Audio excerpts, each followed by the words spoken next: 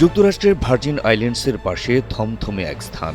স্থানীয়দের কাছে এটি পেডোফাইল আইল্যান্ড বা অভিশপ্ত এক দ্বীপ। ক্যারিবিয়ান সাগরে অবস্থিত সেই ভয়ঙ্কর দ্বীপটি ধীরে ধীরে হয়ে ওঠে বিশ্বের নামিদামি চেনা জানা প্রভাবশালীদের নিন্দিত প্রমোদশালায়, যেখানে উল্লাসের সঙ্গে সংঘটিত হতো বিকৃত যৌন নির্যাতন, হত্যাসহ ভয়ঙ্কর সব অপরাধ, যা দেখে শুনে আজ হতবাক বিশ্ববিবেক। লিটল সেন্ট জেমস নামের এই দ্বীপটি ১৯৯৮ সালে কিনে নেন জেফ্রি এপস্টেইন নামের এক মার্কিন যুবক। তারপর সেই দ্বীপটিকে তিনি তৈরি করেন একটি বিলাসবহুল রিসোর্ট বা প্রমোদশালায়।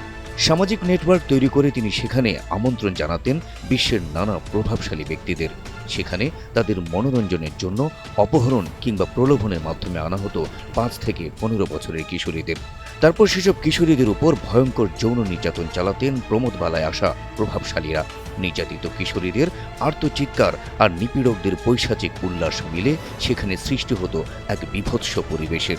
শুধু বিকৃত যৌন নির্যাতন নয়, সেই সব শিশুদের অনেককেই হত্যার পর তাদের রান্না করে মাংস খেতেন কিছু মানুষরূপী পিশাচ। এপস্টাইন ফাইল প্রকাশের পর একে একে প্রকাশ পাচ্ছে এমন অমানবিক আর পৈশাচিক কর্মকাণ্ডের খবর।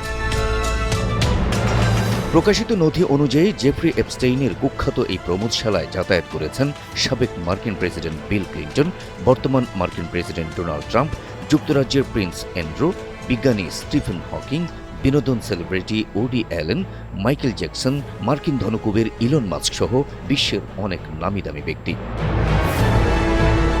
২০০৮ সালে ফ্লোরিডার পাম বিচে এক কিশোরীকে যৌন নির্যাতনের অভিযোগে এপস্টেইনের বিরুদ্ধে প্রথম তদন্ত শুরু হয়। সে সময় তিনি প্রভাব খাটিয়ে প্রসিকিউটরদের সঙ্গে একটি আপিল চুক্তির মাধ্যমে বড় সাজা থেকে বেঁচে যান। তবে তখন থেকে তিনি যৌন অপরাধী হিসেবে চিহ্নিত হন।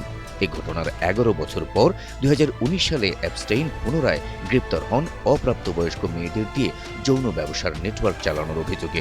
বিচারের অপেক্ষায় থাকা অবস্থায় তিনি কারাগারে রহস্যজনকভাবে মৃত্যুবরণ করেন, যা সরকারিভাবে আত্মহত্যা হিসেবে ঘোষণা করা হয়।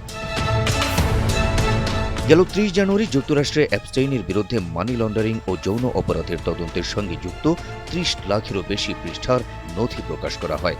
আর এরপরই প্রকাশ হতে থাকে এপস্টেইনের গড়া অভিশপ্ত প্রমোদশালার ভয়ঙ্কর সব অপকর্মের খবর। বিশ্ববাসীর কাছে উন্মোচিত হতে থাকে বিশ্বের সেই সব প্রভাবশালীদের নাম, যারা এতদিন নিজেদের গণতন্ত্র আর সভ্যতার ধারকবাহক হিসেবে জাহির করতেন। এপস্টেইন ফাইল আজ উন্মোচন করে দিয়েছে তাদের ভেতরকার এক কুৎসিত রূপ, খুলে দিয়েছে মানবতার বুলি আওড়ানো এসব নরপিশাচদের বর্বরতার মুখোশ। Habib Rasel, NTV online.